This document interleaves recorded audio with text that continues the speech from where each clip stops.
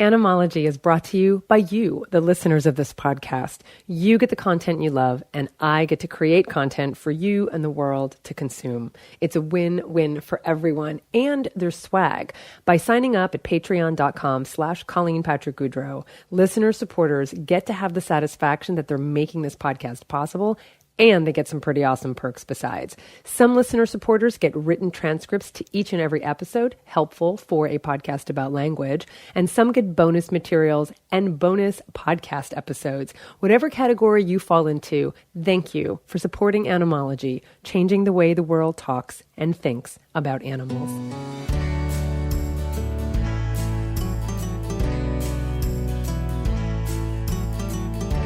Welcome to Animalogy, a podcast about the animal-related words and expressions we use every day and how they reflect and affect our relationship with animals. I'm Colleen Patrick-Goudreau. Today's episode is the history of English in 10 minutes. In this episode, we're going to take a brief look at the roots of the English language. Throughout the episodes of Animalogy, I'm going to be talking about the Proto-Indo-European language, Old English or Anglo-Saxon, the Norman invasion, Latin, Greek, and different types of sound changes that have occurred in English in order for you to have some context for what might be unfamiliar bits of history or linguistics. I thought it might be helpful to offer a brief overview of this amazing language called English. My name is Colleen Patrick-Goudreau, and I am the proud author of several books. I'm the producer and host of the Food for Thought podcast, which celebrated its 10-year anniversary. And you can find all of my work at ColleenPatrickGoudreau.com, or just go straight to animalogypodcast.com to add your comments and questions. You can also please leave a review of this podcast at iTunes, and thank you for supporting it through Patreon. I am a lover of words. I always have been. I've always loved etymology, that is the study of the origin of words. I've always loved language, poetry, and literature and rhetoric, the putting together of words to convey meaning, to express emotion, to simply celebrate the sounds we can make with our lips, our tongue, our teeth, our voice. I also have a great reverence for the power of language and how a single word can create wars or inspire love. How a shift in inflection of a word in a sentence can change the meaning entirely. I've gotten into more than a few semantic scraps in my day over the use of a certain word choice, certain semantics, because words matter. The language we use matters. A good friend of mine once summed up this aspect of me in one fell swoop. And yes, I used one fell swoop on purpose for its animal imagery, and I discuss it further in a bonus episode about words related to raptors such as hawks. So those in that level of Patreon support will get that bonus episode. So I used that on purpose.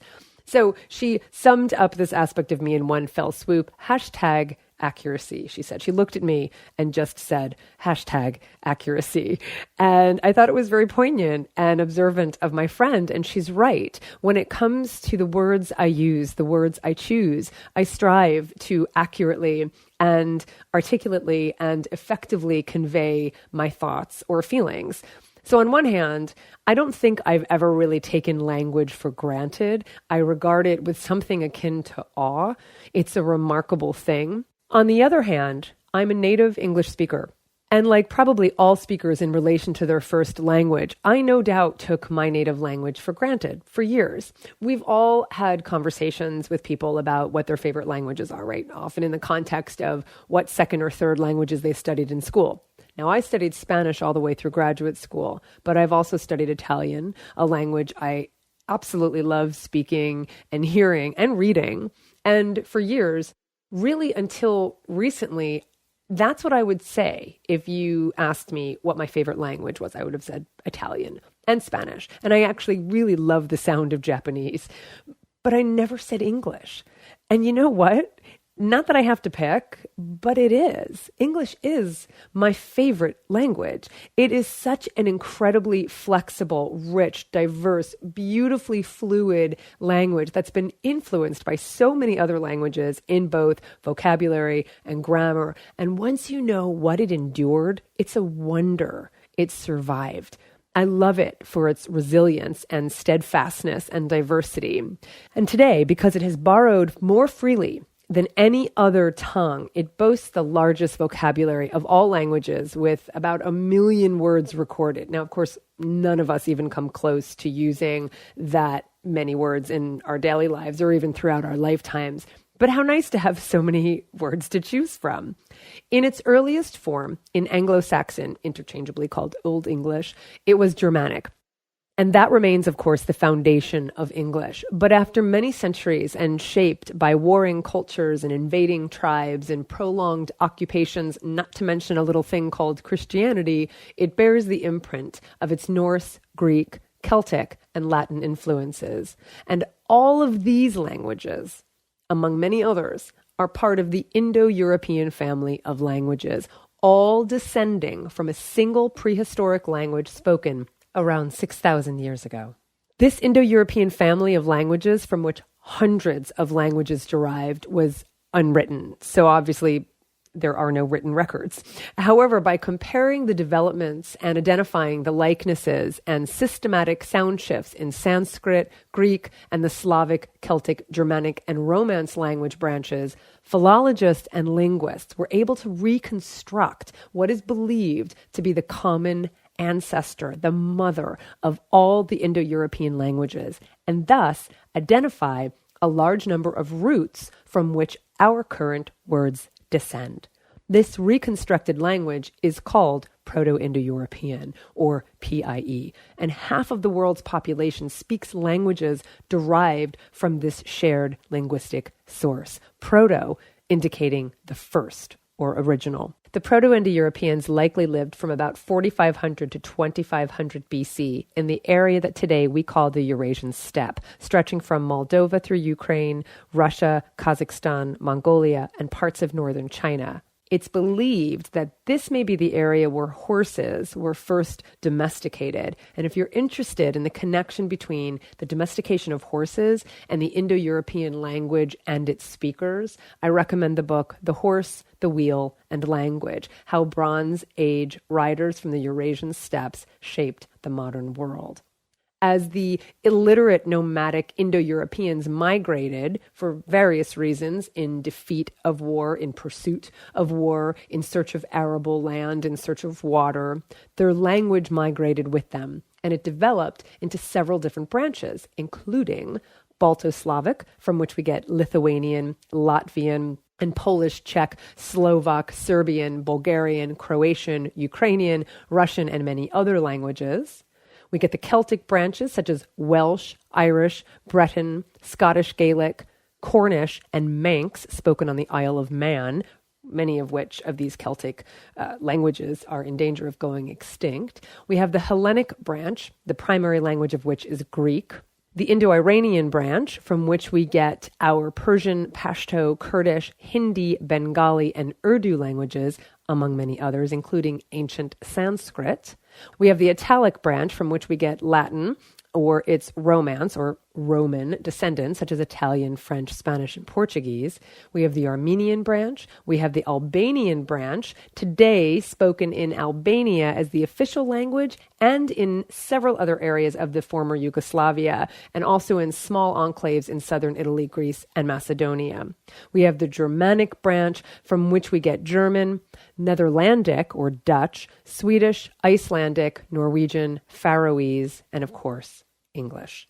And we also have the Tocharian branch from Western China, which is now extinct. And among all ancient Indo-European languages, it's the one spoken farthest to the east.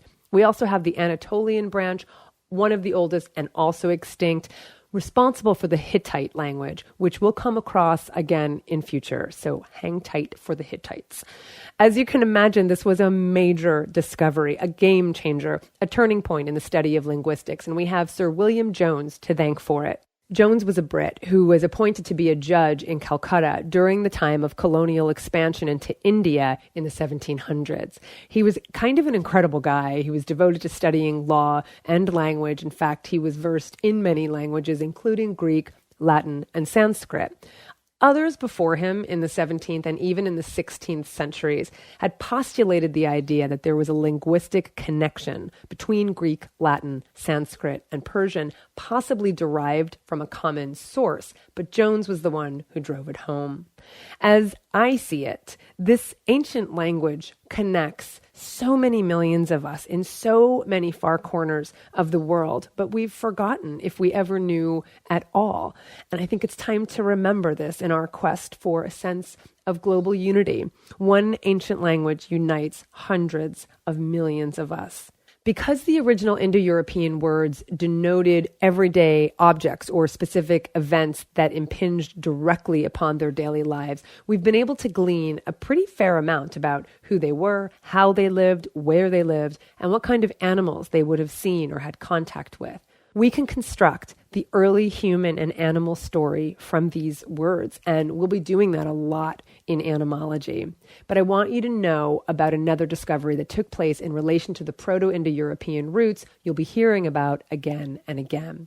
And that was the discovery of some major consonant sound shifts that took place about 2,000 years ago as Proto-German was developing from its Proto-Indo-European roots. The basic principles of these sound shifts were discovered in the early 19th century by Danish scholar Rasmus Rask. So it's sometimes called Rask's rule. But because it was described in greater detail by German philologist Jakob Grimm, he gets credit for it, so it's more commonly referred to as Grimm's law, and that's how we'll be referring to it. A prolific author, Jakob Grimm is best known for the stories he and his brother Wilhelm compiled, the Grimm's fairy tales. But he was also a scholar dedicated to language and linguistics, and in the early 1800s expanded upon what was beginning to be identified as the phenomenon of consonant shifts that occurred as the Germanic languages developed from Proto-Indo-European. Of course, sound shifts occur in all languages, and linguists notice them in Sanskrit, Greek, and Latin, but for the most part, the sound shifts in these Proto-Indo-European languages kind of matched up with one another, but they didn't match up with the Germanic languages, including English. Now, because they're all Proto-Indo-European languages, when you compare Sanskrit, Greek, and Latin to Germanic words, you see a large number of cognates, but you also have situations when these three ancient languages, Sanskrit, Greek, and Latin, have words that were similar to one another, but totally different than a word in the Germanic languages. For instance, you have pitar in Sanskrit, pater in Greek, pater in Latin, and father in English, vater in German, and fader in Danish. So you can see the shift from the P sound to the F and V sounds. You have pari in Sanskrit, peri in Greek, per in Latin, and far in English. This was a significant discovery, and there are many more examples of such regular, systematic consonant shifts, not just from P sounds to F and V sounds. And throughout Animalogy episodes, when these sound changes are apparent and relevant, I will certainly point them out. But just having a little background will help you understand how the word pecuniary can be related to the word fee, or how the word pen can be related to the word feather, or how the word pony can be related to the word filly. It's all because of these sound shifts that occurred, and it will keep making more sense the more examples I give you in the context of the subsequent episodes, and you'll hear more about all of those words specifically because they're all animalogies. Now, moving along in our quick history, which, as you figured out, is longer than 10 minutes now, of the English language, as I said, one of the Indo-European branches is Germanic, from which we get English, which itself developed as a mingling of branches on which sat the Celts, the Saxons, the Jutes, the Danes, and the Norsemen, all shaping what was to become Anglo-Saxon or Old English. From there, we have the Normans, who were originally from Scandinavia, but who settled in the north of France in what came to be called Normandy, named after the Northmen. The French, brought to the British Isles after the Norman invasion, that is the invasion of William the Conqueror and other Normans in 1066, was itself a dialect of Old French, and it was called Norman French. Once in the British Isles, it mutated into what is called Anglo-Norman or Anglo-Norman French. And I encourage you to take note of this when we talk about word histories from these dialects, because they are distinct from one another. Old French, spoken from the 9th century to the 14th century in many parts of France, including Paris, and Norman French, a regional dialect spoken in Normandy, and Anglo-Norman or Anglo-Norman French, the dialect of Norman French that developed in England after the invasion. From the influence of Anglo-French, Old English morphs into what we now call Middle English. As far as the influence of Latin on English goes, even though the Romans occupied the British Isles for nearly 400 years, from about 43 to 410 AD, very few words came into English during that period that remain with us today. Most of the Latin words in English came in through French when Anglo-Norman was the official language of government after the Norman invasion of Britain, so from about the years 1066 to the mid-1300s. And Latin came in through Christianity via its missionaries, monks, and scribes, who were mostly monks. By the 1400s, when Geoffrey Chaucer was writing his popular stories in English and William Caxton was printing them, English asserted itself as the official language of England. But another major sound shift was to occur that ushered English into the modern English we know and speak today. This time, it wasn't a consonant shift, it was a vowel shift, and it's appropriately called the Great Vowel Shift, which took place gradually over time, culminating in the 15th and 16th centuries.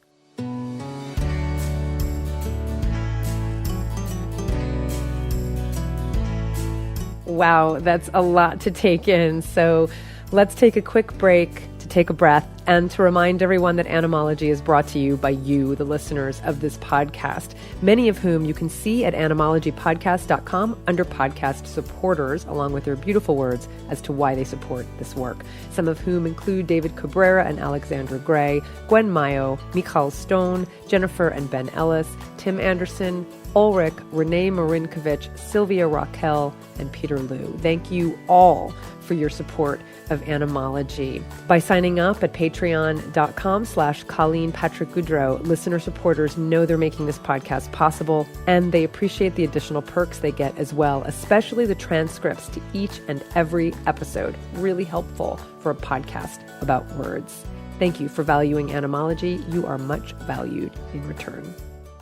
And it's because of the Great Vowel Shift that we have an easier time reading and understanding William Shakespeare's early modern English written over 400 years ago than William Shakespeare would have had reading Geoffrey Chaucer, who wrote only 200 years before him.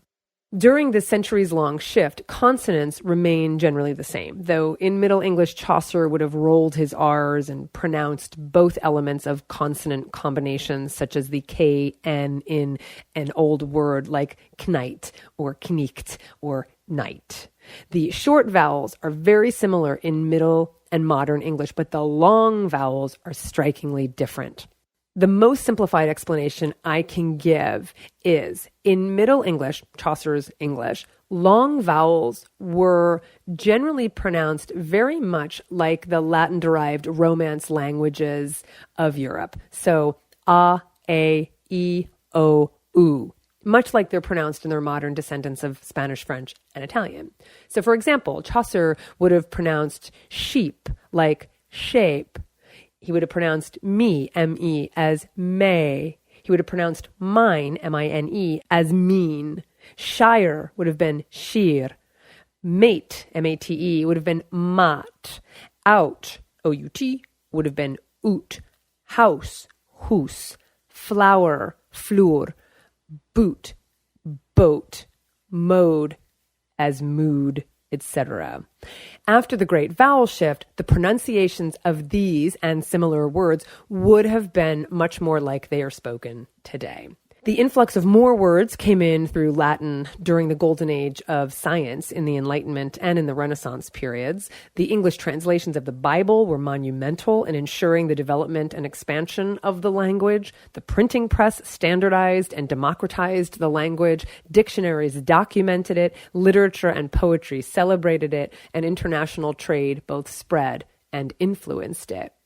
So, just to give you a rough overview of the time periods of the linguistic history of English, Proto-Indo-European language is spoken around 6,000 years ago, which developed into several branches, including Proto-Germanic, which developed into Old Saxon, and then Old English, aka Anglo-Saxon. Anglo-Saxon, Old English, was around from 500 to about 1100. Middle English from about 1066 until about the end of the 15th century.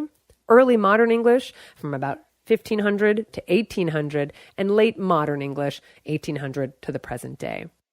Of course, there is so much to say about the turbulent history of the English language, but I promised a 10-minute history, and I'm already at 20.